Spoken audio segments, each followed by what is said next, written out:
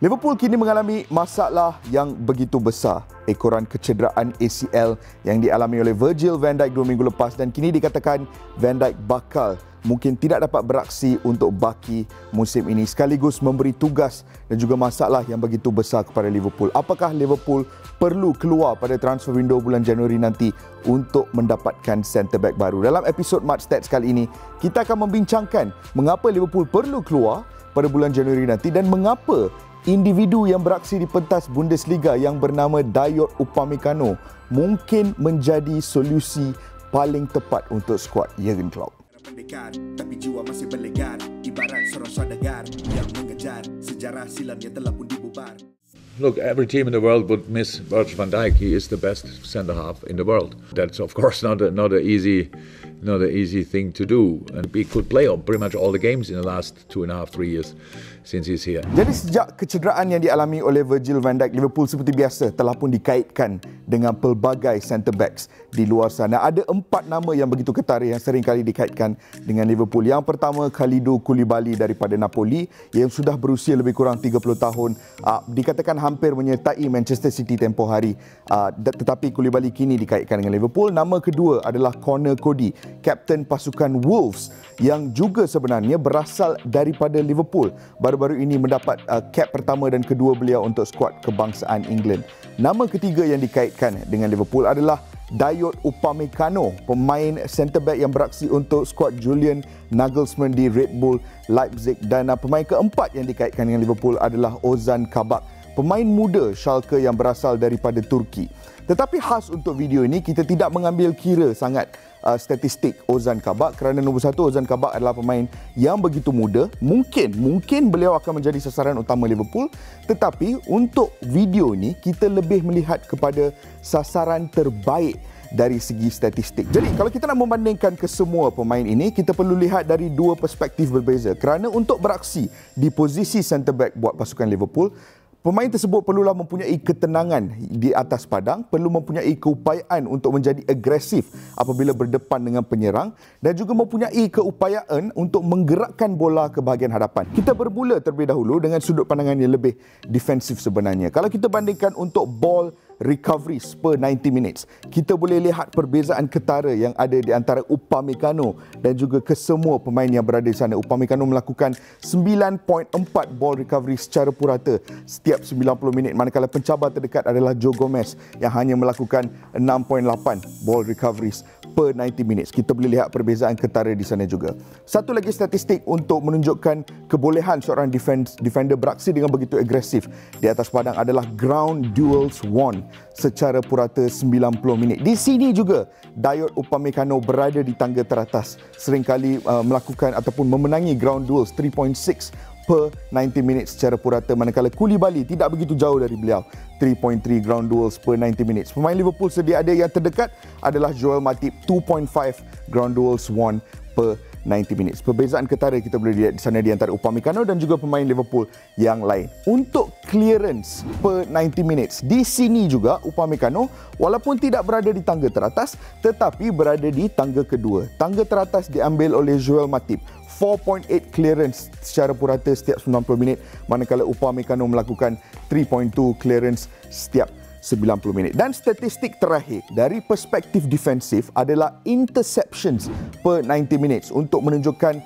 bagaimana pemain boleh membaca pergerakan pasukan lawan untuk melakukan interceptions. Dan di sini sekali lagi, biarpun tidak berada di tangga teratas, Upamecano berada di tangga kedua dengan 1.7 interceptions per 90 minutes berbanding dengan Joe Gomez yang berada di tangga teratas 1.8 interceptions per 90 minutes. Kita lihat dari sudut pandangan ofensif pula, kerana seorang centre back di Liverpool bukan sahaja perlu membantu pasukan dari segi pertahanan tetapi juga perlu membantu pasukan dari segi melancarkan serangan ke bahagian hadapan. Dan untuk statistik progresif pula, kita lihat passes attempted per 90 minutes dan juga passing accuracy secara purata setiap 90 minit. Dan Joe Gomez mempunyai passes attempted per 90 minutes yang paling tinggi, 89.6 passes per 90 minutes. Upamecano berada di tangga kedua dengan 74 passes per 90 minutes. Tetapi Upamecano mempunyai accuracy yang lebih tinggi berbanding dengan Joe Gomez, iaitu 89.1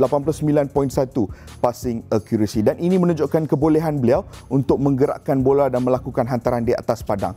Kita lihat dari segi touches per 90 minutes juga. Di sini juga kita boleh lihat walaupun Joe Gomez berada di tangga teratas 100 touches per 90 minutes secara purata, Upamecano juga berada di tangga kedua 89 touches per 90 minutes, menunjukkan beliau sering kali terlibat dalam aksi yang berlaku di atas padang. Seorang defender yang begitu aktif, bukan pasif. Tetapi di mana Upamecano mempunyai kelebihan berbanding dengan defender Liverpool yang sedia ada adalah jika kita lihat successful long passes per 90 minutes. Connor Cody yang beraksi dalam back 3 untuk Wolves berada di tangga teratas di sini. Tetapi Upamecano sekali lagi konsisten nombor 1 atau nombor 2 berada di tangga kedua kali ini dengan 6.3 successful long passes per 90 minutes dibandingkan dengan Joe Gomez dan Joel Matip. Ada perbezaan ketara di sana.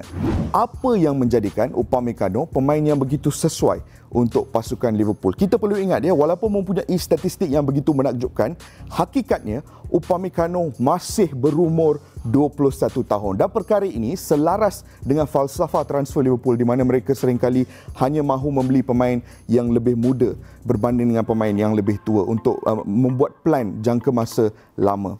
Satu lagi kebolehan yang dimiliki oleh adalah kebolehan beliau ataupun kepantasan beliau di atas padang. Upamecano di pentas Bundesliga musim ini, tempoh hari hujung minggu lepas apabila menentang Hertha Berlin, Upamecano mencatat top speed 35 km sejam.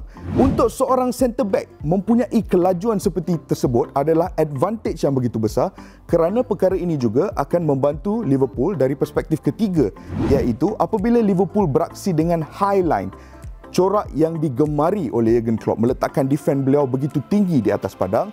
Kelajuan yang dimiliki oleh Upamecano akan membantu Liverpool beraksi dengan lebih tinggi, kerana jika mereka kehilangan bola, Upamecano boleh turun dengan begitu laju untuk membantu defend Liverpool melakukan recovery dalam situasi tersebut, dan ini cukup sesuai dengan sistem Jurgen Klopp di Liverpool. Dan yang paling penting, dan mungkin ini adalah perkara yang dilihat oleh Jurgen Klopp juga dan perlu dilihat oleh skuad Liverpool secara keseluruhan, adalah Upamecano merupakan seorang defender yang begitu progresif. Kalau kita lihat statistik dari segi progressive carrying distance, maknanya jumlah distance di mana bola dibawa ke bahagian hadapan oleh Upamecano di pentas Bundesliga musim ini, Upamecano berada di tangga teratas.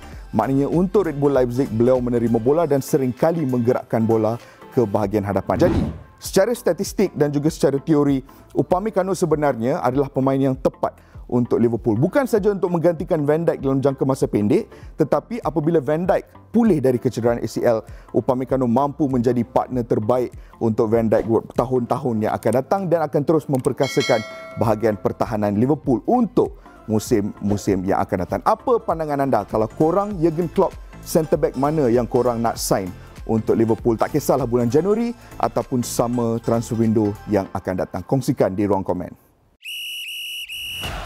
The hottest football manager game is here. Play for a chance to win these amazing prizes. Visit www.dto.asia/stadium and use the code STADIUM to get exclusive in-game rewards. Scout and recruit the best star players for your squad. Test your formations and tactics against other managers.